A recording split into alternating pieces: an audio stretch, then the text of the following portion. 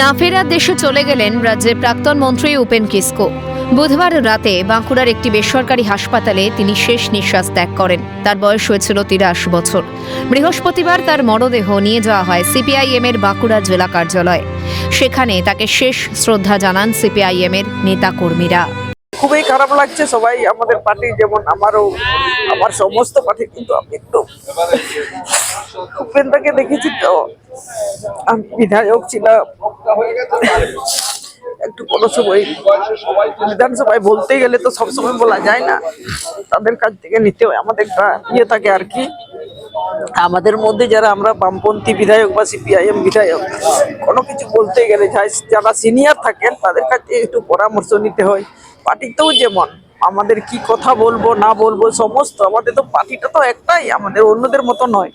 আমাদের যা নেতৃত্বরা বলবেন সেটার উপরে আমরা চলি বা বলি। বলতে গেলে জঙ্গলমহলের আন্দোলন সংগ্রামে একজন কিংবদন্তি, এবং শিরোনামে আসেন 70 দশকের গোড়ার দিকে কেন্দুপাতার মজুরি নিয়ে যে আন্দোলন, গোটা জঙ্গলমহলকে আলোড়িত করেছিল মেদিনীপুর, পুরুলিয়া এবং বাঁকুড়া জেলাকে। তার অন্যতম প্রধান সংগঠক হয়ে উঠেছিলেন, যার নেতা ছিলেন কান্তি গাঙ্গুলি।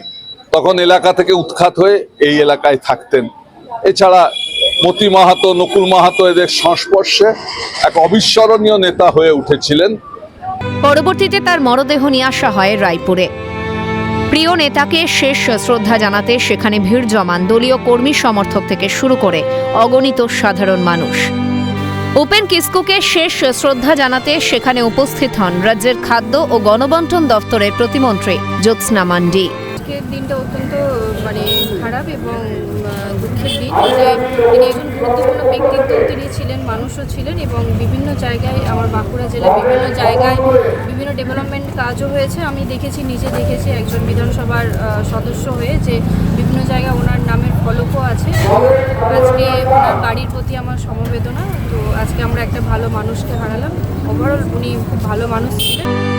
প্রসঙ্গত 70-এর দশকে বাঁকুড়া জেলার জঙ্গলমহলে কেন্দুপাতা আন্দোলনের মধ্যে দিয়ে উঠে আসেন উপেন কিসকো। পরবর্তীতে বাঁকুড়া জেলার বামপন্থী আন্দোলনের মুখ হয়ে ওঠেন তিনি। 1977 সালে রায়পুর বিধানসভা থেকে প্রথমবার বিধায়ক হিসেবে নির্বাচিত হন উপেন কিসকো। তারপর থেকে টানা 8 বার ওই বিধানসভা কেন্দ্র থেকে বিধায়ক হিসেবে নির্বাচিত হন তিনি। 2011 সালে রাজ্যে পালা বদলের সময়ও নিজের বিধানসভা থেকে বিপুল ব্যবধানে জয়ী হন সিপিআইএম এর এই নেতা। জানা গিয়েছে 1982 সাল থেকে 2006 সাল পর্যন্ত রাজ্যের অনগ্রসর শ্রেণী কল্যাণ দফতরের মন্ত্রী ছিলেন উপেন কিসকো। আদিবাসীদের অধিকার রক্ষার তাগিদে মূলত তার উদ্যোগে প্রতিষ্ঠিত হয় আদিবাসী অধিকার মঞ্চ। পরবর্তীতে যার শাখা ছড়িয়ে পড়ে দেশের বিভিন্ন প্রান্তে। মূলত তার উদ্যোগে জঙ্গলমহলের জেলাগুলিতে গ্রামে গ্রামে স্থাপিত হয় বহু সরকারি স্কুল ও আদিবাসী সমবায়, যা জঙ্গলমহলের শিক্ষা ও আর্থসামাজিক পরিবেশ বদলে বিশেষ ভূমিকা নেয়। স্বরূপ রায় ও রাহুল কর্মকারের রিপোর্ট, ক্যালকাটা নিউজ।